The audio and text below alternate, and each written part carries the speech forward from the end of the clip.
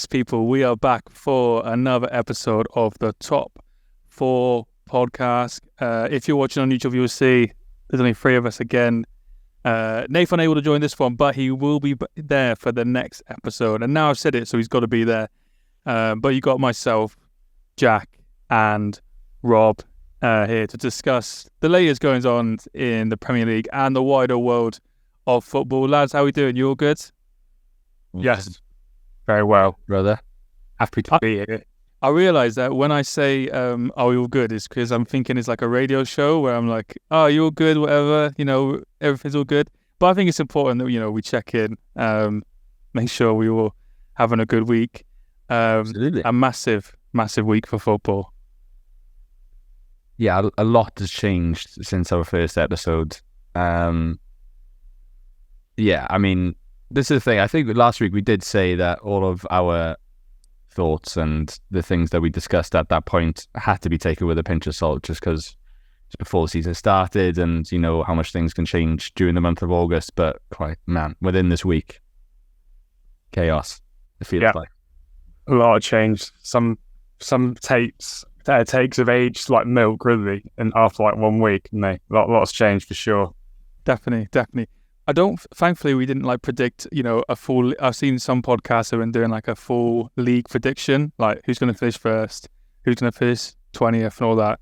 Thankfully, we didn't do that because in the last few days, there's been changes that are going to affect both the bottom and the top of the table, and then also the middle of the table. And talking of the middle of the table, I feel like we should talk about Harry Kane leaving the middle table team, Spurs. He's gone, man. He's gone. Yeah, I was a little bit upset to see him leave, to be honest, because I think he's my favourite player in the world right now, and so not seeing him week in, week out, I what I was saying, it was like watching it's like a friend moving out. I'm gonna miss it. I mean, he's probably my favorite. You know what? I hadn't thought about that. He's probably my favorite player as well. I know when he was going Real. Well, when I thought he might go Real, I remember I said to Rob, I was like, I'm getting a Harry Kane top, Real Madrid. And to be honest, now I'm tempted to get a Bayern Munich top. I'm going to get a Bayern Kane top. I went for Schalke today because it was the next best thing. It's still a bit far off, but I just can't wait to rock a Kane Bayern top for sure. Definitely. What do we think of that move then? So, Bayern Munich, massive football club. Massive just history. I'll be honest, I think they're getting shit on a little bit. Kane's getting given a bit of stick for it. What do we think of that? No, it's weird, man. I think it's probably proven again that Daniel Levy is probably one of the hardest guys to do business with ever. The amount of time is dragged out, and it seemed like a major saga, didn't it? But I will agree. I'm gutted he's not in the Premier League just as a football fan. Obviously, he's up there, probably one of the best strikers in the world at the moment, and he was only shadowed by the best striker in the world, but in Haaland. So it does feel like from a Premier League perspective, it's a bit of a shame that he's gone. It's going to be interesting to see how Spurs are going to continue on without him. I actually feel sorry for James Maddison because in his first interview, he said how much he's always, he's been looking forward to playing with Harry Kane. And now he's got a shirt number, so I'm sure he's a bit upset. But it's a crazy move. Like this whole thing with is he going to actually break the goal scoring record? He was 45, 50 goals away from it. Probably still has time to come back and break that. But it's a crazy transfer, all in all, and 100 million seems like a bit of a bargain for him because he's in his peak at the moment. So it's a good deal on Munich's perspective, I think. 100%. I completely agree. I think I'm really shocked. I don't know if Daniel Levy was like, he's not going to another English club, because you've got to think that for 100 million, you see some of the other deals, which we're going to be talking about later. 100 million for Harry Kane. I know you talked about Haaland being the best striker in the world. Kane's right up there. Do you know what I mean? And so for 100 million, when there's not that many world-class strikers in the world, you're right, I do think it's a bargain, especially the way Harry plays. He's not built on speed. He's 30 years old. Realistically, he's probably got. I reckon he could do another 5 years at the elite level. Yeah, I completely agree. I think he's going to potentially even do longer. I think we used to. I don't know. 35 used to be the sort of benchmark, didn't it, for the players to turn in? But the last few years, you're looking more for like the elite. You're looking more like 38, aren't you? So, and you look at the way Kane plays. There's no suggestion that he's gonna that he won't be able to play for that long as well. I'm pretty confident in the fact he's going to come back and still get the record. I really see that. Maybe just because it's the headline, and I'm a bit biased towards Kane, but I just think it makes sense for him to have 3 years in Bayern. Few league titles, maybe Champions League, not sure, and then he comes back and gets the goal scoring record. That's what I think. Did you see what Mark Goldbridge commented or his thoughts on this whole breaking record thing? This whole thing about the Premier League obviously being a rebrand of Division 1, and the actual goal scoring record is held by Jimmy Greaves, who's got like 360, 370 goals. Like, so everyone, I think Alan Shearer, he was saying that Alan Shearer absolutely loves it. He gets all the audacity. He's just like, he's keen for it. You know, he wants that record. But it's just a rebrand of Division 1 football, really. So, like, do you have any thoughts against that? Like, is it an actual record? Like, absolutely, or is Jimmy Greaves is never going to be broken? I'll be honest, I don't know. What number is Jimmy Greaves on? It's around the 350 mark. I don't know exactly. It's around that. I think he's got like 100 more than Shearer in Division 1 football. I think that's difficult. That's a difficult question. I think in terms of history, people always, no matter what you're talking about, whether you're talking about sport or you're talking about music, or there's always someone else who like did it first. Do you know what I mean? And like, there's always that controversy when you're going back in time. But I think the reason why is because the Premier League is a brand, and like obviously that's how it gets pushed. So people are like, Premier League, top goal scorer, things like that. It's like when clubs are like, oh, you've never won a Premier League, but I think, did Leeds win in like 1992 or something, or Liverpool win maybe not Liverpool, but someone who didn't win the Premier League for a long time won the league in like 91, 92, but then they looked at never winning the Premier League, and it's like, well, they still won the league. So I don't know. I feel like Jimmy Greaves knows, and everyone who'd like watched him and knows about him knows that he scored that many goals. So yeah, and it's an odd one, isn't it? But I don't know, man. I'm still a little bit gutted that he didn't go to United. I feel like that was a match made in heaven. I can't see that happening ever now. Although United do love signing a striker that's 37 years old, so maybe in 7 years' time he'll come to United. But it seemed like in Kane's farewell message that, you know, he said at the end of this, never goodbye to Spurs. So I fully expect him to eventually go back to Spurs. 100%. That's so boring as well. I'd love it if he went back to United, like if he went to United or something. Or even, do you know what if you went to Newcastle and beat Shearer's record whilst playing for Newcastle? Do you know what I mean? I also don't think, you know, we're talking ifs and buts now, and we're talking at least 3 years away. Do you know what I mean? At least 3. Maybe 2, but I think 3. Spurs need to be in the Champions League if he's going to go back. If he goes to Bayern and he wins the Champions League, I can't see him being like, oh yeah, I'll go back to Spurs now and play in the Europa League. I feel like you want a few more. So yeah, now Spurs is an open door for Harry. Like things could go so terrible with Bayern, and they would always welcome him back. So I think he'll always have that option. But if you're looking 2 or 3 years, probably 3 years of Bayern at least, aren't we? Yeah, I think so. But it is now maybe an exciting, worrying new time for Spurs. That transfer would have been hanging over the club for the whole summer. Ange, I'm not going to try to say his last name. Postecoglou. Ange rolls off the cuff. Postecoglou said himself that, you know, he was planning for the fact that Harry wasn't going to be there this season. They drew 2-2 with Brentford on Sunday. I thought they looked really good. I thought exciting times. Richarlison up front, I think there's a big question mark around that, whether he's that guy. What do you guys think of the game? I quite like Spurs' squad. I'll be honest with you, and this is one of the things I've changed since last week. One, I thought Spurs' squad looks really good, both on paper and watching it. Sack off Richarlison. He's not very good, in my opinion, for that level. I think I said Ange for the first person to get sacked, and now, if I'm perfectly honest, I think he's my favourite person in the whole world. He seems like a lovely man. He seems like he's immediately commanding and dishing out the necessary respect for the squad. Giving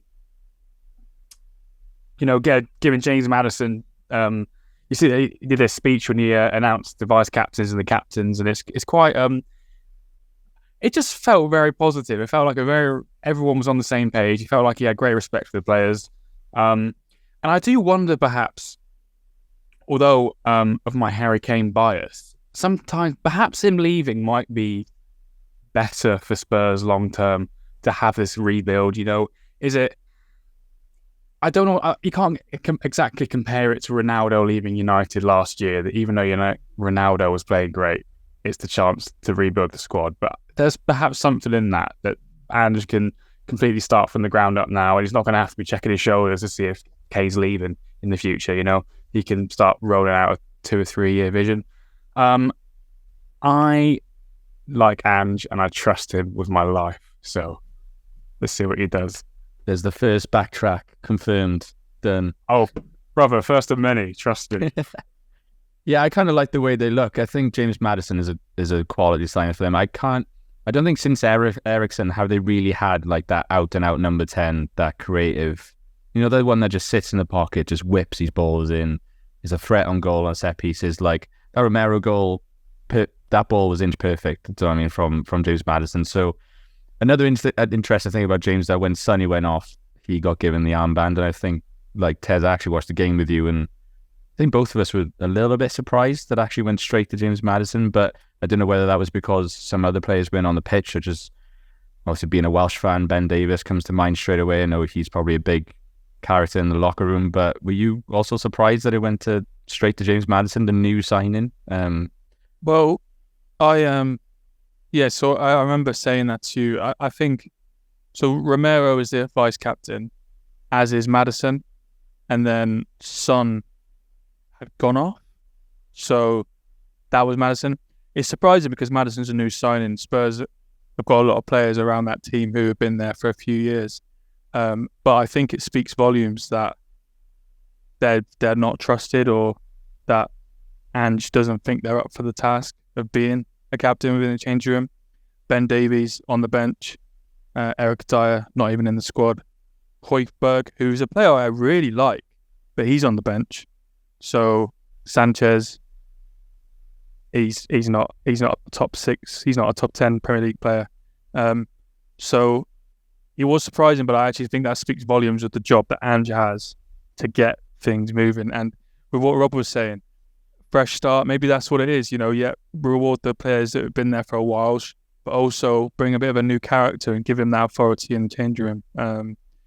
So it'd be interesting. I also thought it was interesting because I don't think Maddison was ever the captain at Leicester. And there was obviously a few little behavioural issues in the last, maybe we're talking about 2 years ago now, but, a few little issues around that. So it speaks volumes about Maddison that he's been trusted with that. Yeah, I agree. It's also, perhaps it's sort of like this outdated cliche in football teams that like the longest serving player is the captain. I don't necessarily think that has to be the case anymore. We see I think we've even got in the Prem now a few captains who don't even play, who are the centre back on the bench. I don't necessarily think that's going to be the best thing going in to Ange's new era. To say he gave it Dyer, but Dyer clearly doesn't seem to be a part of the vision. I think it's exactly that, him putting his own stamp on this new era and giving it to Jimmy Mads. It's a big symbol of that. Yeah, he looked really sharp, to be fair. Also, just the final thing on the Kane situation, they lost the Super Cup, which was quite ironic, I think. Of course. The first chance to win a trophy, got battered 3-0. Is he cursed? I don't know. He's got to win something with Bayern Munich, obviously. Like, it will happen eventually, but got to feel sorry for the lad. Didn't he touch the ball 3 times, something like that? He barely touched the ball all game. He didn't touch it a lot. I think it's just amazing that's happened, really. I watched the game and Bayern were shocking, and Leipzig were amazing. They got the Shafi Simmons now, which I didn't know until I watched the game, who's an absolute baller. And then that Dani Olmo's obviously got a hat-trick. So the thing is, Bayern is an interesting one because obviously they're Bayern Munich. I think they're in a much better position than a lot of clubs in Europe, but they are going through a transition. Like Tuchel, who I really like as a manager, they fell off the end of last season. They only won the Bundesliga on the last day. So it's like, can you imagine like if there's somehow something happens where Bayern don't win the league this year? Like, oh. Yeah, that's what I was thinking. And Spurs win the league. Yeah, that's not happening. What are the odds? What are the odds on Kane not winning a trophy this season, but Spurs win the league? I'll be really upset. I mean, on paper, this Munich team, like, obviously, if he starts up top, I think, obviously, you got Sane on the left, Gnabry on the right, that Musiala just behind them. On paper, that, you know, it sounds like a really good team. They'll surely, yeah, surely they'll be winning something this season, but we'll see what happens with Harry. It feels like a bit of a relief, surely for Spurs fans that it's done finally, like the saga's over. But so they must be a little bit upset by the outcome. I also think a bit. You see, people are going to be quite quick to jump on it being funny if Kane doesn't do very well. It's going to be a big surprise if he immediately hits the ground running, is it not? I mean, this guy literally been at Spurs forever, and he's then played the same day he flew over. Like, surely, even though some of the big successful transfers ever have taken 6 months to get going. So no, I think he's gonna smash straight away. I do think that. I'm just giving my boy a safety net. Nah, I think he's gonna smash straight away. They would have started him, I think, if he could have done. And I'm not saying the result would have been different, but Bayern was shocking. He came on 2-0 down. Literally 2 minutes after he comes on, it goes to 3. They were shocking. I think give him a week in training. In fact, I'll look at the odds. Maybe a hat-trick for Kane next weekend. I think he needs a better shirt. It didn't look like it fit him properly. He just didn't hang right. Because he normally has them quite tight, doesn't he? Perhaps that was the issue. I really like that video just finally of him. Did you see that clip of him like going up to complain to the referee, but then realising that they were all speaking German? So he just looked absolutely clueless. He just looked there like looking around being like, boys, what's going on? You could tell he was like, oh, what did I fucking learn on Duolingo before the game? We're talking about, mistakes and changes that we might have made from last weekend, from our predictions. And one massive change, the other end of the table now, well, we think the other end of the table, was Wolves. Now, none of us had them going down.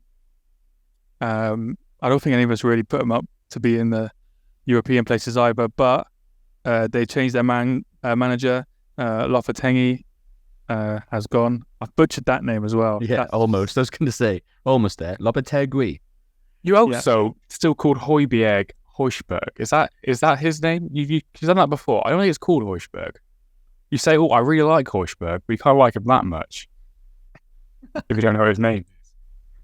Maybe we should keep track of how many names Tez can't pronounce. But drink every time, James. But Lopetegui has gone, yeah. Yeah, Lopetegui has gone. Obviously, massive pedigree again. Former Spain manager, former Real Madrid manager, managed at Seville, and left basically saying he wasn't back to the transfer window and promises were broken. And then in comes Gary O'Neill, sacked from Bournemouth after guiding himself about a 15th place last season. What do we make of that one? I think that appointment is a message to Wolves fans just to say the target is to stay up. Like, I think they're in some financial issues, which is probably why the previous manager in Lopetegui has gone. But I think that's just the message to say, look, our aim is just to stay up again this season. We'll reevaluate next year. Gary did a good job at Bournemouth by keeping them up. So I think that's the message. As a Wolves fan, you've got to be expecting that just to be the target, just to stay up. But obviously, as a United fan, it's just our luck to get a new manager bounce. Whether last night, obviously the Man United Wolves game as we record this was last night, whether it was just a new manager bounce or not, but Wolves actually looked pretty sharp. Like, they looked surprisingly well. Obviously, when before Gary O'Neill came in, I think a lot of people had them to go down. Whether a lot of people will still think that, I don't know. After that last night performance, we'll see what happens over the next few weeks. But there's a really, really promising start for them, considering like what they've gone through this summer in terms of not many signings. I think they were forced to make some permanent signings. Like, they've been unlucky last season as well. Like, that striker they had, what's his name? Didn't he get like a really bad injury in the first day of the season last season? So he's back this season. Whether he makes an impact now that Raul's gone, who knows? Like, but I think that's the message. That appointment is they've got to stay up. And you know, do you think the same as that, or they actually would they want to achieve more? I think staying up is the goal for sure. In fact, I would have had them to go down were it not for the Pettigrew I'm going to go for as the name. He was the only reason I was keeping him up. Otherwise, I would have put him down. So when he went, I was like, okay, I wish I could change my answer. But then Gary O'Neill has got a 100% track record, doesn't he? And watching now's highlights, they took it from defence to attack with ease. And I don't know if that was a reflection of United, but they cut through the middle of the park as if no one was there sometimes, you know? It was graceful, a lot of it. And they got I love how they've been a very Portuguese team, and they've got this very Brexit centre-back pairing now of Craig Ballum Dawson and Max Kilman. That's very good. That's the team that's not going to get relegated, and is happy with that. So I watched the game. I was a United fan. I had all this excitement of going in, looking forward to seeing Mason playing, Onana in goals. You know, I don't want to reflect on the game too much, but the highlight fully, like, our midfield just opened up for him. Like, they've got this really short. Like, Lamina had a really good game in holding midfield, but Cunha was dropping back from the number 9 position, picking up the ball in his own half, and within 5 seconds he was in our box causing havoc. Like, there was no pressure, absolutely nothing going on. Looked like United were overcomplicating things. They just weren't really, when they're in possession, they didn't look too good. And then when they're out of possession, they were just wide open. So to nick a 1-0 was very, very, like, complimentary of United. Sorry, where am I going with this? It wasn't a true reflection of the game. Wolves deserved to nick some, and if not, win the game. There's this whole thing, obviously, the penalty at the end.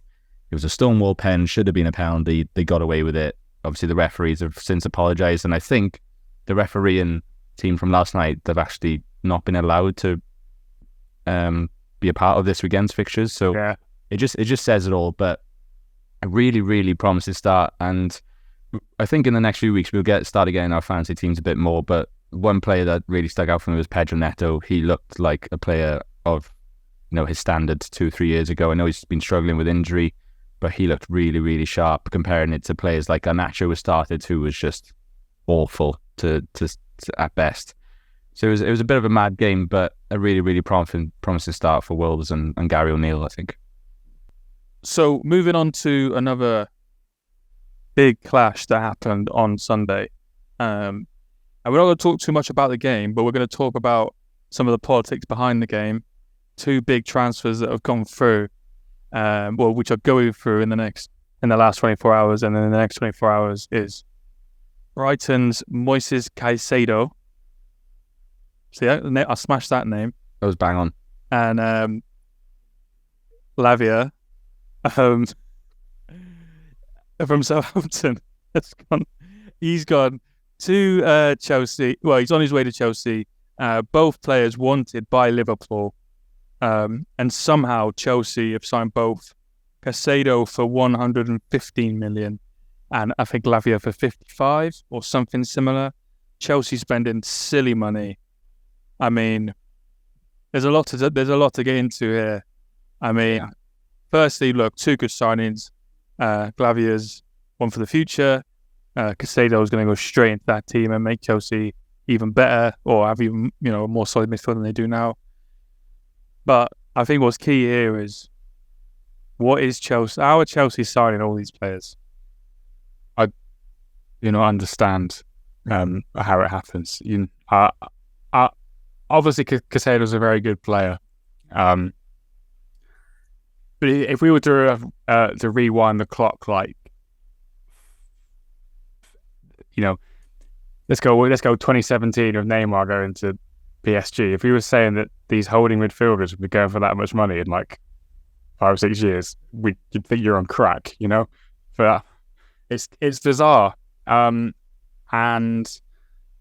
especially for a team that, linking it back, that need a striker, and Kane went for 100 million. You know what I mean? Like, I don't necessarily understand it, because didn't they just pay 3 billion for Enzo spread over years? He's a great player. Once we take out money out of the equation, which does seem to be how things work now, like the money actually might not matter, but on paper, very good signings. Yes, just think it's a crazy amount of money. Yeah, it is. This is the second window in a row where it feels like Chelsea have bought a whole new team. Like, it feels like everyone's going to Chelsea. They've just paid for Michael Olise's release clause as well, so they're going after him, which is yet another sign that's going to Chelsea. We're going to touch on Saudi at the moment, but if players aren't going to Saudi, they're going to Chelsea. That's what it feels like. They're just lapping everyone up.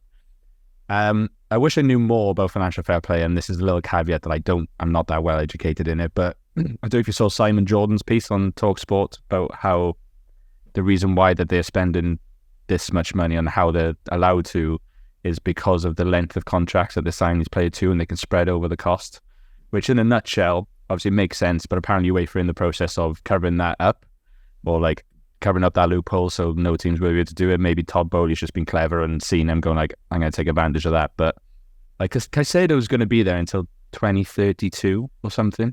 Like, yeah. It's a ridiculously long time, a lot of money.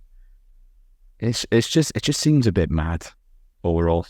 I think it is. I didn't see that Simon Jordan thing, but what I get it is obviously, so there's 115, and now he's going to be signed till 2031. So it's an 8-year deal. So basically, they're going to be only using up. I don't do quick maths on the recording, but about 14 million ish a year. That's rough.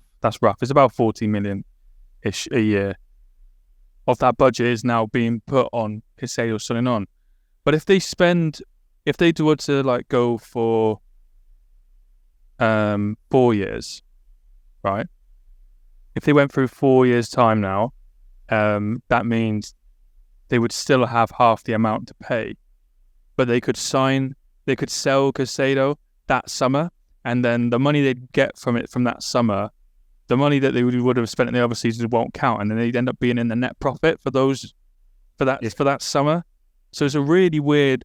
I'll not explain that too well, but it's like, essentially, as long as they sell the players for an all right amount in a few years, the years coming up later get rejected, and then the money that they make more than 14 million in that summer is down as net profit. I can't believe that FIFA never thought that this would happen, and I can't believe no one tried this until this American bought Chelsea.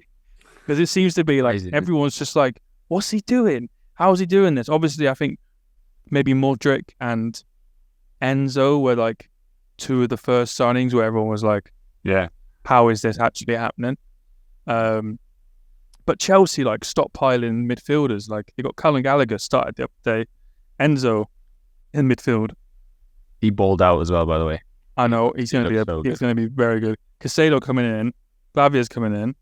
So it's just like you said, they're going to have so many players in that team. It's ridiculous. You must be fuming if you're a Liverpool fan as well. Like, well, Liverpool on the other side of it, they can't sign a player. They can't sign anyone, and half their squad's gone to Saudi. Like, just very briefly, I don't know if you saw, but like, there's been reports of them putting bids in for Alisson, and not bids in, but they've contacted Alisson, and he's interested. Like, he's open years on going to Saudi this summer. Like, they just can't. Carragher said on Monday Night Football last night that, 2 or 3 years ago, Liverpool were this force that was so good and so effective in the transfer market. Gakpo being a really good example of that in terms of how quickly they got that done. But seemed a little bit unfair. They must be so annoyed at Chelsea, because I think originally didn't they offer like 40 million for Lavia or something, and then they were arguing with Southampton over like 4 or 5 million that Southampton wanted, and they just weren't getting it. And then Chelsea swooped in with this mad bid, got him. Like, I don't know, is that a Liverpool ownership problem? Is that that director of football? I can't remember his name.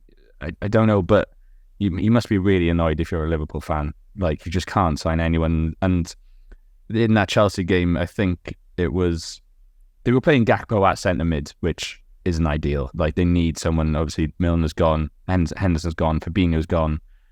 They need a player like Lavia who would have gone straight into that team, kind of sorted out a little bit. Caicedo would have been mustered from that. That's the perfect player that they're after. So, don't know, man. It's just weird. Like, it must be so frustrating for Liverpool fans. Definitely. I think the key thing that you said there, I don't want to go, because I think Jamie Carragher went into a little bit last night, Monday Night Football. He said a lot of the director of footballs have left and not lasted long. Like, the structure of the club, it's all over the shop. So I don't want to go in and copy what he said, but the key thing is who else is going to go, and how long is Jurgen Klopp going to put up with it? That's the main worry there for Liverpool fans. I've seen today Alisson linked with a move to Saudi. Mo Salah linked. Now, this could be rubbish, but I mean, at this point, you just don't know. Both linked with moves to Saudi today. And it's like, you feel perfect to believe everyone. Pardon? I think it's rational to believe every rumour you hear about Saudi. At this point, because everyone else has gone. Yeah. But you just think, if those or one of them was to go, I honestly think if one of them went in the next week, Klopp would leave. Yeah. And also, Klopp's the one who pointed out how the Saudi transfer window closes after the Premier League transfer window.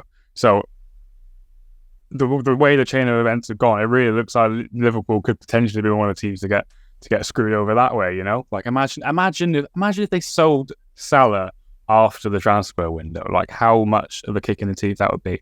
It could very conceivably happen, He didn't look too happy being subbed on Sunday as well, Mo Salah, did he? Like, no, and that's only added fuel to the fire. It does fuel the fire. Obviously, journos would be all over that, but obviously Saudi's a big thing at the moment. It has been for a while now. It seems like everyone's going there, but certain players just agreed a deal to go there. In Neymar, he's gone to Saudi. Like, no one's safe. No one is safe. Like, I think that's the one that hits the hardest in terms of like at his level and at his elite capabilities in the footballing world. I don't know. It just makes me feel a little bit like it shouldn't be happening. Like, a player like that shouldn't be going to Saudi leagues. But Ronaldo called it. When Ronaldo signed, he said a lot of players have been coming over here. And I think if you looked at a list of all the players that have signed since Ronaldo's been there, like, it's quite surprising. But it's mental. What do we think about Neymar going there? I'm not shocked at all, to be honest. I thought he stunk of Saudi. As one of my TikToks said about 3-4 weeks ago. Go check us out. Say again? I said go check us out on. Go check us out. You say that if I know you always like Neymar a lot, and perhaps have done more research than I do. If he was that elite, also him going to Paris Saint-Germain was also a financial move, and not going because he's one of the best in the world. So let's get it clear. Like, he was obviously a financially motivated person at this point. And he hasn't seemed too thrilled at PSG for quite some time. So I'm not too shocked about Neymar going, if I'm perfectly honest. Yeah, but I know you guys perhaps like him more than I do. Well, I think liking him is the wrong phrase. I think you've hit the nail on the head. He moved to Paris when he was at Barca, and maybe Barca wanted to get rid of him to get him some money in as well. But he could have gone to other clubs. He chose PSG. He's chosen to stay there and now his next move is Saudi. I think if you look back on his career, he's got to a final. I don't know, maybe he won the Champions League with Barca, I should have checked that, but I know he hasn't won it with PSG, and really, that's why he was brought there. That's why Mbappe was brought to PSG. And I'll be honest, like, you know, this is probably maybe the first time I brought it up on the podcast. It won't be the last. I seen Neymar play last season at PSG, played with Messi, played with Mbappe. He was the best player on the pitch by a mile. And I mean that. I'm not just saying that now. Mbappe, yeah, he could run with the ball quick. Messi was quiet all game until the last minute, but Neymar ran that game. And I was like, God, this guy's actually a baller. And now, 6 months later, he signed a deal to go to Saudi. Yeah, it's crazy. Absolutely mental, but it's all part of the game now, isn't it? It's all part of the game, I think. It is. This is only going to continue to happen. And I think we will obviously see more players go there. I think even Ruben Neves was a surprising one for me. Like, at his age and his potential, like, I thought he would get a move to a top 6 Premier League club. Absolutely no problem. But, you know, he's playing with Neymar now. Yeah, he's playing with Neymar, so not bad, is it? It's all right. And Koulibaly. Yeah. But that being said, if anybody working in Saudi Arabia would like any podcasters or journalists to, you know, cover the league, we are looking for sponsorship. So just to throw that out there, I know we're saying all doom and gloom about the league, but we are open to opportunities. But yeah, this has been a good second episode back, lads. I really enjoyed it. I feel like we got another recording this week. So if you're listening, watching, make sure you subscribe, keep sharing it. We appreciate the shares. And yeah, we've got a second episode coming this week. We'll bring you the content throughout the week. And stay tuned.